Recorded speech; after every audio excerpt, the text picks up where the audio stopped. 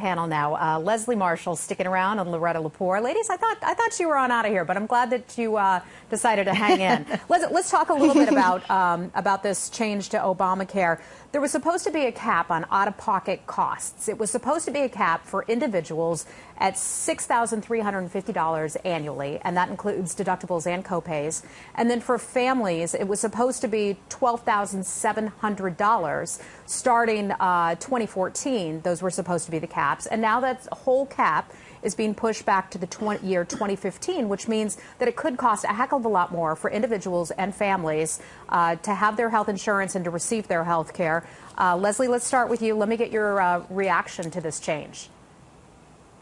Well, first of all, I was looking back over legislation both Democrats and Republicans have passed. Let's just look at sequestration, for example. That is a result of legislation not being passed.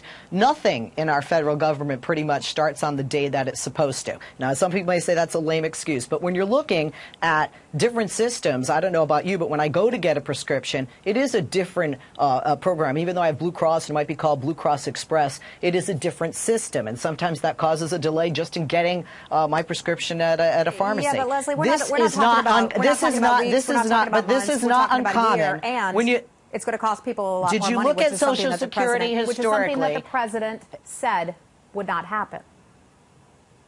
Well, the president said specifically that there would be tweaks along the way, just as we saw historically with Social Security and Medicare. Social Security was changed 9 times from its implementation until today. That's going to happen with any huge program that is a complete change to our society, a complete change when our government is implementing it, working with the private sector as well. Let's bring Loretta back in. This is not a surprise, and this does not mean it's a failure. Loretta, Leslie calls this just a tweak. What do you think? I don't think it's a tweak. And I think, unfortunately, the people that are going to suffer the most from this particular change in the bill is that it's going to be those folks that are the most critically ill, those folks that require the greatest treatment, that have the most expensive prescriptions, and that truly cannot afford this. And to your point, President Obama did say in 2009 that nobody should go broke because they can't afford their own health care. And unfortunately, for some of these folks, they will go broke without this assistance. Now, that's just a broken promise, one, but Obamacare in general, we've seen progressively, whether it's weeks or months at a time, various aspects of the bill being delayed. And I think that if they're going to delay it for the insurance companies, which may be donors to the president, they also ought to delay it for the individuals that are being affected. What you're referring to is the other major delay that came not too long ago, and that was a delay of the employer mandate for large and medium-sized companies, a delay that a requirement that they would have to provide health insurance for their full-time workers.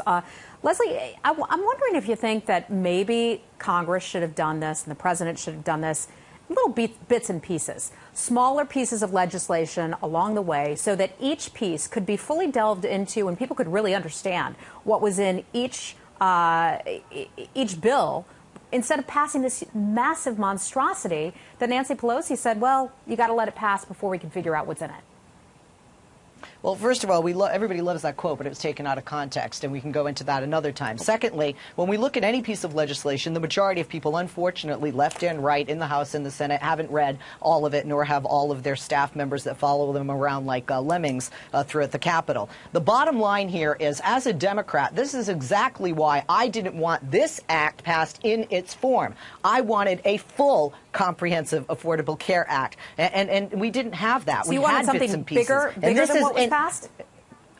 More comprehensive would have had less of a problem. You have to understand the reason that right now we have this issue is because societally we have this idea that I'm not going to have preventative care. I'm going to wait until I'm in a critical state. I go to the ER. I'm married to a surgeon, and he's doing it right now, taking care of somebody that waits till the bone pops through their leg instead of going to see them all the way en route. This is, in the long run, going to be better for the health of Americans physically and for this country. We're going to have some growing pains, and that is normal, not only with legislation, but with change. And that's what we're resisting as a nation, and we love to put politics into it. We're trying to resist the change that this country needs. Health care, even Republicans know, needed to be reformed. They just don't like the path that the reformation has changed in the form of the Affordable Care Act. That the president is taking, because many see it as a road simply to socialized or single-payer health care, and that is a legitimate concern because we know that costs are going to go up. That would have been easier to implement. Well, that would have been easier to perhaps implement. You're right. That's why.